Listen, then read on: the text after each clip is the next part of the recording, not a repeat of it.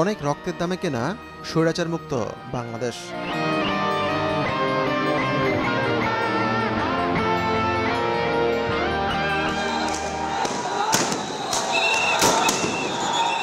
নিজ দেশে নিরস্ত্র নাগরিকের উপর সরাসরি গুলিবর্ষণ যতটুকু ক্যামেরায় ধরা পড়েছে, ধারণা করা যায় বর্বরতার মাত্রা তারও অনেক বেশি।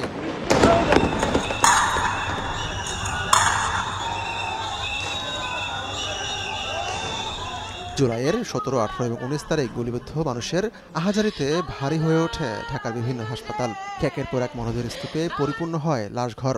সবচেয়ে কষ্ট আছে একটা ছোট বাচ্চা, মানে কি কোনো বয়স তো 8-9 হবে, ওর পুরো বডিটা আপনার দেখবেন আমাদের গ্রামে যেটা মাঝানা মুড়ি বাজে চালনি বলা হয়, পুরো বডিটা চালনির মতো হয়। রাজধানীতে বেওয়ারিশ লাশ দাফনে এগিয়ে আসে আঞ্জুমান মফিদুল ইসলাম। শুধু জুলাইয়েই রায়েরবাজার কবরস্থানে 81টি লাশ দাফন করে সংস্থাটি। গোলাম রাব্বানী এই কবরস্থানের দীর্ঘদিনের কর্মী, জানালেন গণঅভ্যুত্থানের সময়ের মর্মান্তিক অভিজ্ঞতার কথা। এই মাথা হইতে এই মাথা হইতে ওই যে যেখানে দাফন দিতেছে এটা পুরোটা বেওয়ারিশ।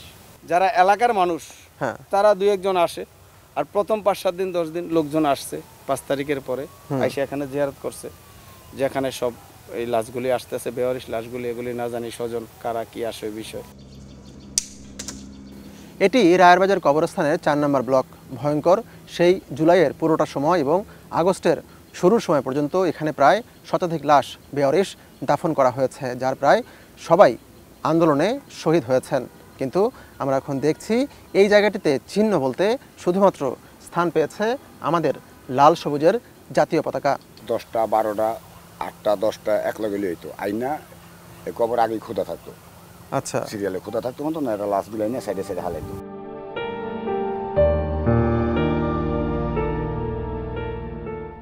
এখনও রাজধানীর হাসপাতালগুলোতে যন্ত্রণায় কাতরাচ্ছেন গুলিবিদ্ধ অনেক মানুষ। গণহত্যায় জড়িতদের বিচারের পাশাপাশি বেওয়ারিশ সবার পরিচয় শনাক্তের দাবি করেন তারা। অনেকে আছে বাবা 50 বছর হয়ে গেছে, একটাই ছেলে মারা গেছে, বেওয়ারিশ লাশ খুঁজতেছে, এইখানে মেডিকেল এসে খুঁজতেছে, দুয়ারে দুয়ারে চোখের পানি ফালাইতেছে। আমি ক্লাস 10-এ পড়ি, গুলিটা লেগেছিল 5 তারিখে আদাবরের সামনে, তখন বাজে 5:30। পুলিশ দৌড়ে এসে এলোপাথারে গুলি শুরু করে। জুলাই আগস্টে শুধু রাজধানীর পঙ্গু হাসপাতালেই সেবা নিয়েছেন 782 জন।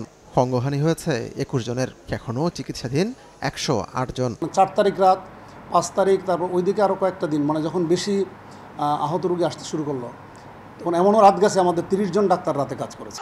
জাতিসংঘের মানবাধিকার বিষয়ক হাইকমিশনের প্রতিবেদন অনুযায়ী 16 জুলাই থেকে 11 আগস্ট পর্যন্ত কমপক্ষে 650 জন নিহত হয়েছেন। যদিও দেশের গণমাধ্যমগুলোর হিসেবে নিহতের সংখ্যা অন্তত 800। আহত হয়েছেন কমপক্ষে 40,000 মানুষ।